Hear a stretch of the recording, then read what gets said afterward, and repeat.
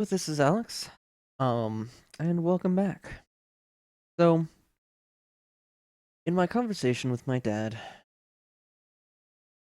I've been doing about as I pick it apart, since there was just so much that bothered me about it. It was such a long conversation. And there were so many implications and so many statements that he made that I couldn't address at the time because of the tactic of constantly adding more assertions to disprove, and then it becomes very overwhelming. You try to pick one or two or something like that, and like I'm trying to jump around to all these topics that help address the questions that he has, and he's like, "Oh, well, if you can't address it in like two or three sentences, I'm just going to interrupt you and say that you can't answer the question." But he asked me an interesting question. He asked, "Why? What is my goal in life? What do I want to have accomplished? What is my goal?" And so I had to think about this, and I gave him sort of an answer. It's at least part of the answer, and um, I want to finish my projects. I have a few books that I'm working on, um, but finding the time to continuously write and work can be difficult. So I so that's kind of what I want to do. I said that I want, but the primary my primary goal in life is to remove obstacles from the path of scientific progress.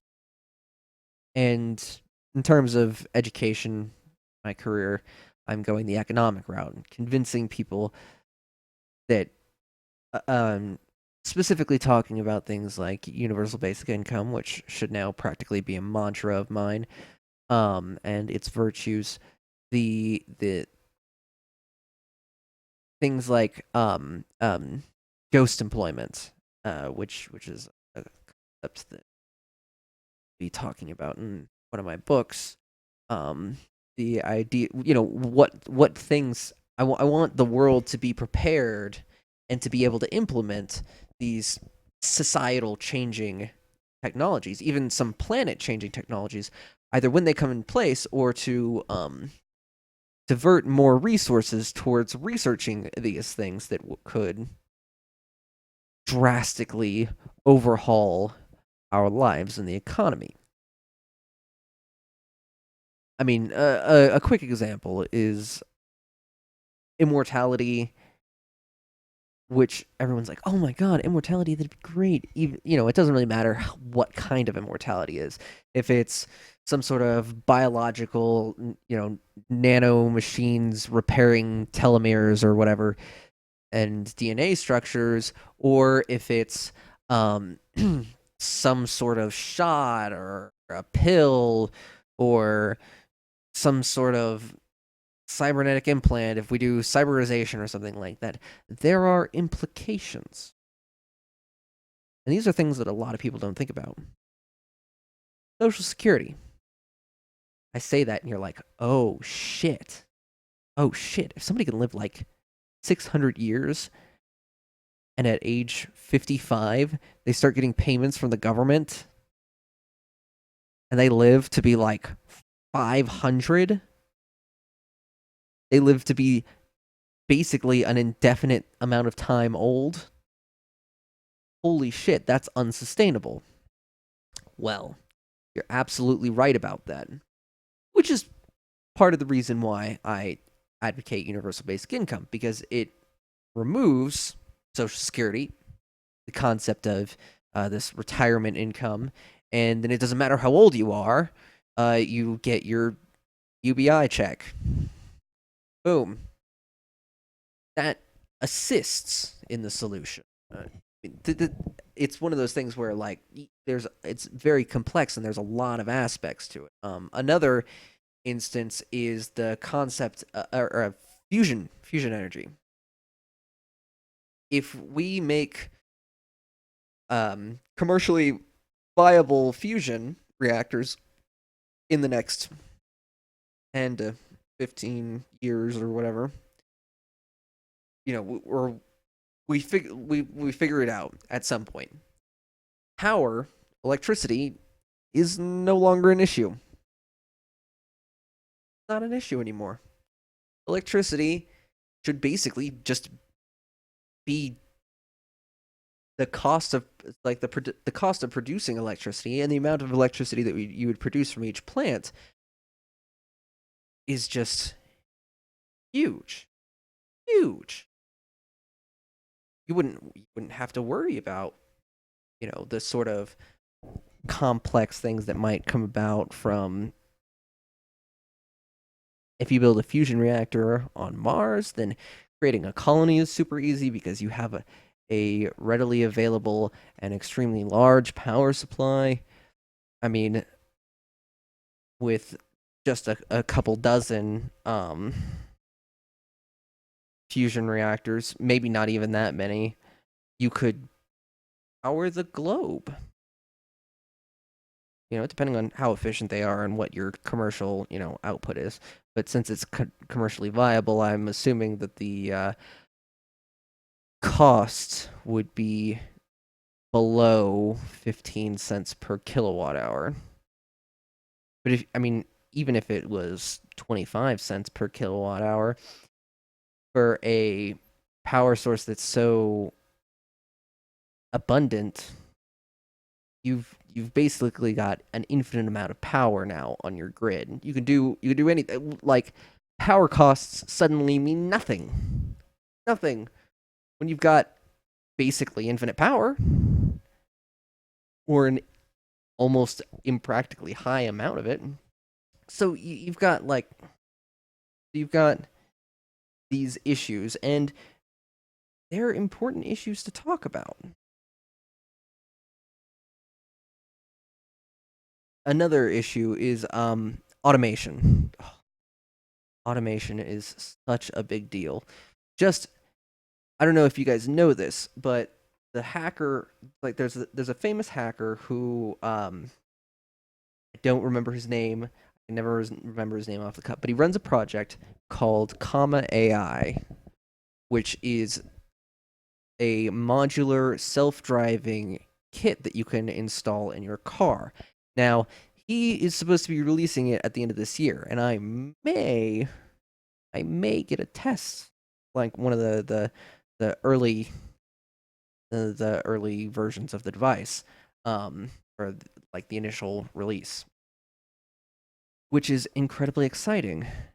I'll be able to install a kit that would normally cost like $600, which, by the way, his kit's only supposed to cost like $600. I can install it in my car and have a self-driving car. Holy fucking shit, that's insane. But then you think about the economics. When you think about how over 10% of the labor force is comprised of people driving vehicles. Well, if you don't need people to drive the taxis, then you save a lot of money because you don't have to pay the person. Taxi rides can be basically super dirt cheap. 15, 17, maybe even 20 cents a mile, something like that. And a self-driving electric car? Man, you're just stacking on the possibilities. Uber plans on buying a fleet of self-driving vehicles and using them to phase out their drivers so that they can control ride sharing, and that to basically make the cost of ride sharing lower than the cost of owning a vehicle. I mean, that completely undermines the auto industry, who are constantly it's such a big deal.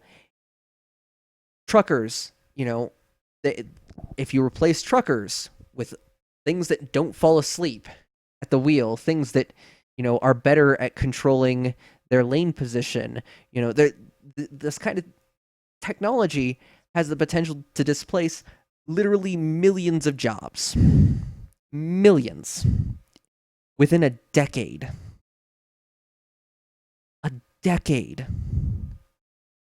And my dad doesn't see why I want to, make to try to tell people that having a pure capitalist economy just won't work. It just won't work.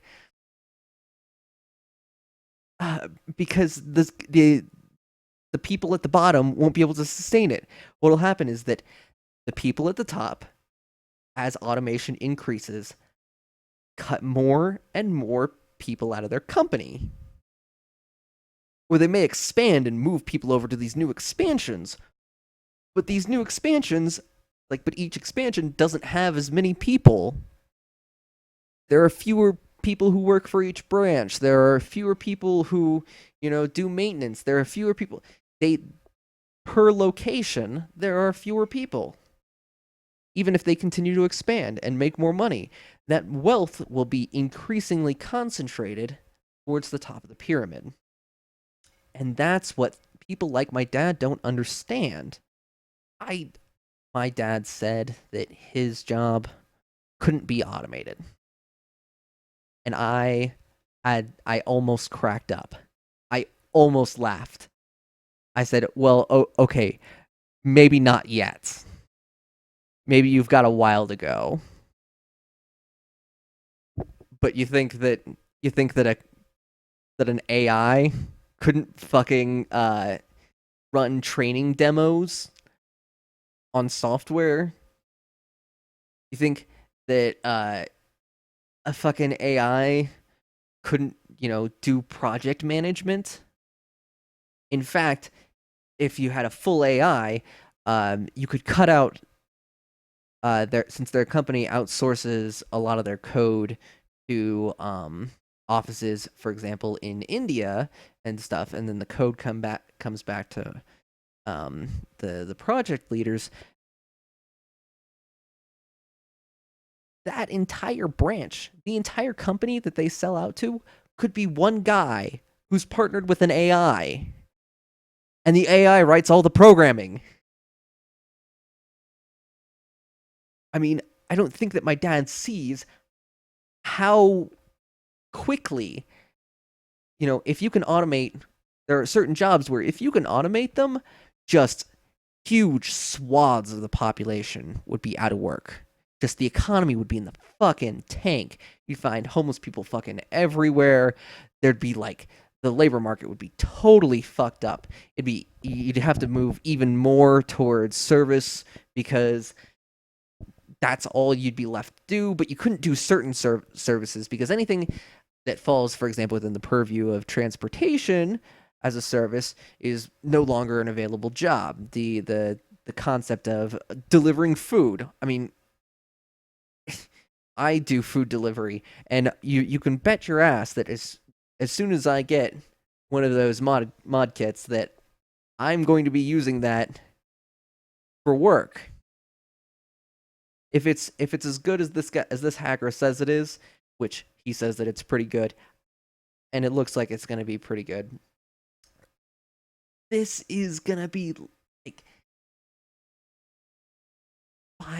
just it's so quick, it's so soon, I don't even have enough time to get this message out to people, and certainly not up the chain to where politicians would pay attention or anything like that. They can't see that automation and these technological advances, that you have to be ready for them, and they don't understand the broad, sweeping, huge consequences of not preparing properly. And then these technologies are going to be blamed for it. These technologies that should help society progress are going to get blamed.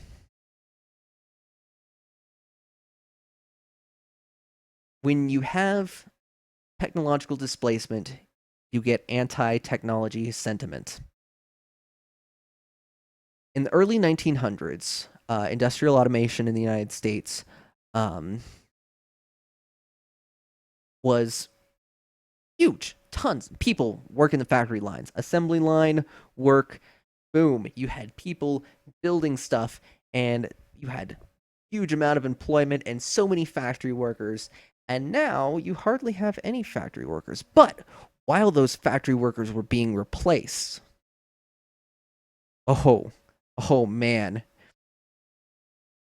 there were anti-advanced like technology sentiments everywhere. There was concerns about machines taking human jobs, and that automation was going to kill the American economy. And you may say, oh well, we did get through it, and we did eventually.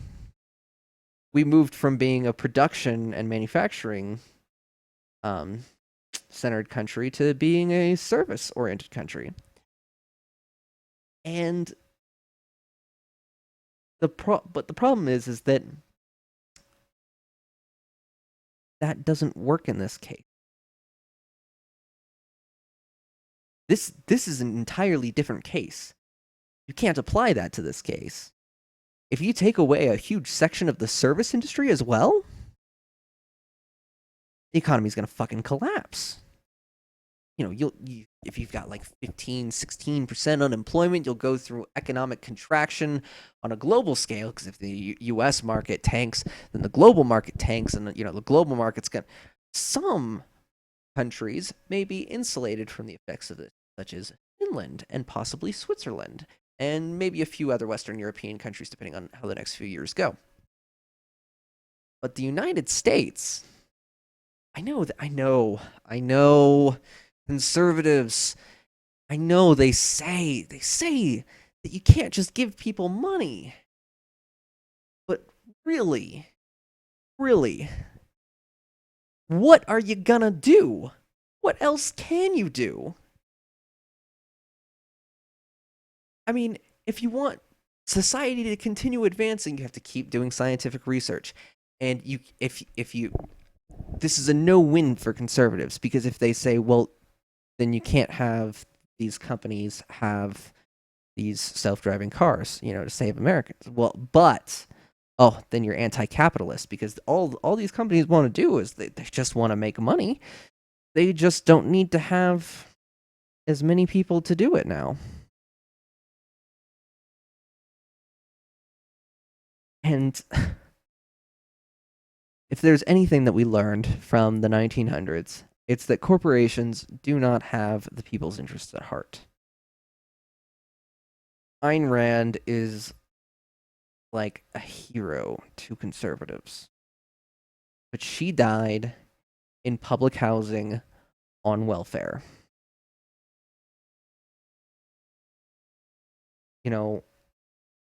You just can't. The capitalist ideal works for a handful, but it leaves everybody else behind. My dad doesn't understand any of the factors, any of the pressures that prevent people from improving their own lives. He doesn't understand. He hasn't had to. And I want people to understand. And so I told him that, I kind of want to say that with when my dad asked me if that, oh, okay, well, that's a laudable goal, when I was talking about it, and he said, well, that's a fine goal now, but when you're at the end of your life and you're looking back at everything that you've done, put out a few books, and maybe you've convinced a few people. He gave me the benefit of the doubt, as though I could not tell a convincing argument, at least compared to his. And I thought about it a moment, and I said, yeah, I'd be pretty satisfied. Of course, this is under the, and then I clarified it with, of course, this is under the assumption that I actually do have a deathbed, that I actually do die. With the singularity coming, 10 to 15, it's like, I'm on the optimistic side. I'll say 10 to 15 years. So, 2025 to 2030. It'll depend on how the next couple of years go, though, for if I decide to revise that. But this idea, but I mean, if you live past the AI singularity, which is the point where an AI can rewrite its own code and continuously re-optimize itself,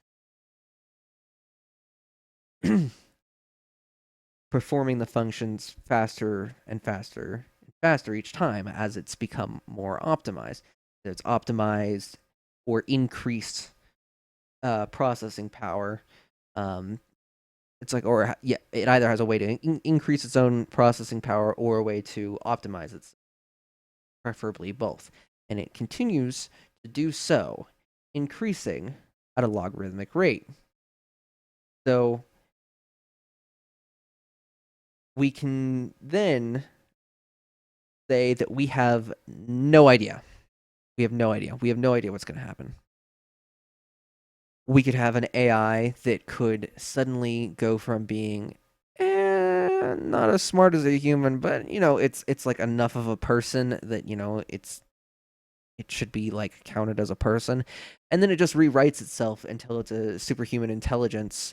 4 million times the with 4 million times the intelligence of a human, and however many thousands of times faster processing. And this could become our overlord, our savior, or tool. I like to think that it would be like the artificial intelligence named Aristotle in the Time Odyssey books by oh my god, I just forgot his name. Ooh, ooh, ooh. Oh no, it wasn't Stanley Kubrick. Uh,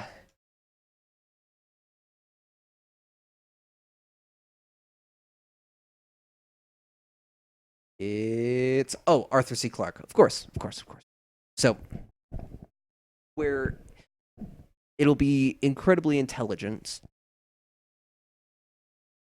Man, but part of me doesn't want the kind of limitations that Aristotle had on him. The you could have an AI figure out cold fusion. You could have an AI that, like, if you could have this AI run programs that just continue to advance human scientific knowledge, that continue to advance scientific knowledge thousands of years beyond what we would be able to as a species in a matter of weeks. And overnight, our entire world could be changed. An AI could develop a cornucopia machine, and then where would the economy be? They could develop immortality and complete cyberization, bioinformatic processing. They could solve the teleportation paradox. The clone, sorry, the clone paradox in teleportation, the no clone problem, and it's just you don't know, and it's so close that even speculating what happens after that line is both exciting and potentially terrifying. And I think that they just don't see it. And that's what my goal is. My goal is to make them see. It's just to make a few people see that we need to do something about the way that our society runs, because the way that we have been running it will not work in the future. Capitalism may capitalism may work out amongst the stars, or it may not. Maybe socialism is the best economic system for a spacefaring race. And I know capitalists Keynesian economists will loathe to hear that. But we're honestly reaching this point where our old standard model, it's like our older models of economics, which, let's be fair, economics has only been around for about a century as a discipline. We're already starting to get outdated ideas. It's the ideas that we have are just they're unsustainable. Not only, from like a climatology perspective, because there's you know the, of course we have to stop global warming. If we don't stop global climate change, we're fucked already. Of course, the singularity could produce a machine, basically a terraforming machine. You don't fucking know. Create warp drives. Again, it's one of those things where it's like we could go from a interplanetary system, assuming that we've got at least somebody on Mars or on the moon by the year 2030, we could go from that to an interstellar species in just a couple of years. We could go from 3-month trips to Mars to half a day trip to Mars. And maybe a day to get to, you know,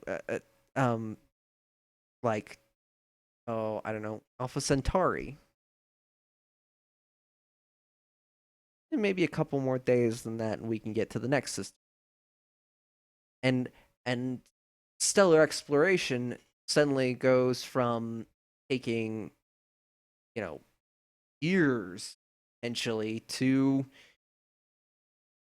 maybe a couple weeks, survey the planets, move on, maybe drop a colony. Like, it just, our technology could advance so rapidly, and the models of economics that we have now just don't work anymore. They just don't work in a globalized society like ours. They don't work with the internet and digital goods. They don't work with, it's just insane. Like, the idea of digital goods is one of the most insane ideas. The idea of owning the rights to something, or owning something intangible.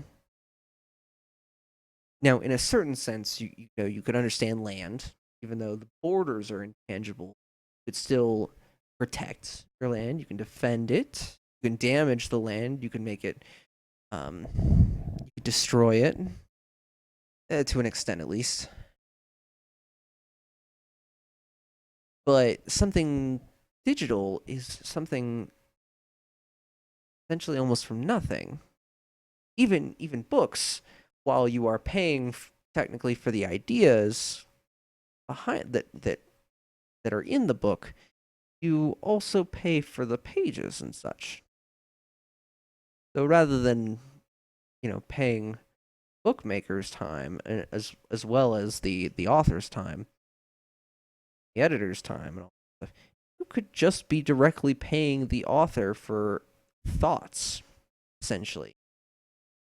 I mean, that's kind of what YouTube is that people get paid to just to talk or to produce digital content, and we have to have an adaptive economic model that can account for all this.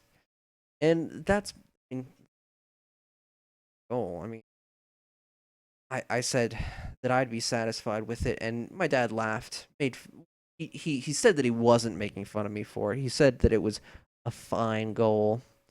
I mean, I'm tempted to mock the Christian mantra of even if just one, or Lord, please grant me just one. Short for the mantra that I heard thousands of times growing up. If I can just bring one person to Christ, then it'll all be worth it. But in this case, it's the opposite. If I could just convince one person to think for themselves, not just accept what they've been told, to consider the big picture rather than just the small picture that they keep being fed, to question morals and do some soul searching and to figure out why they believe what they believe and if there's really any evidence for it. Whether you're a Christian, a Buddhist, a Muslim, atheist, even, there are some atheists that believe some pretty kooky things. So, in the end, I want to change things for the better. Whether it be if somebody on YouTube listens to me and gets a few new ideas. If somebody who already agrees with me watches me on YouTube and maybe they disagree with me and we get to have a challenging conversation about our different ideological principles, or perhaps somebody sees this video and says, "Huh, that's a worthwhile goal. I shall have this same goal, but shall go about it in my own unique way." Because this isn't the only way to do it. I also want to put out books and research and study and do talks and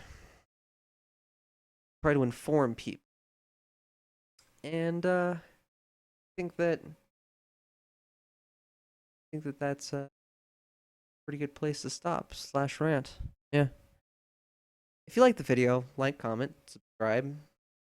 Tell me what you thought about my hypnotizing electric sheep. Um, if you want to follow me, you can follow me on Twitter at Today I Rant About. And on Facebook, Facebook/Today I Rant About. And yeah, next time, I think that I'll finally be off the topic of my father and back on the topic of something else. Maybe something important. Hopefully not. I've had enough dealing with these crazy issues. Anyways, adios.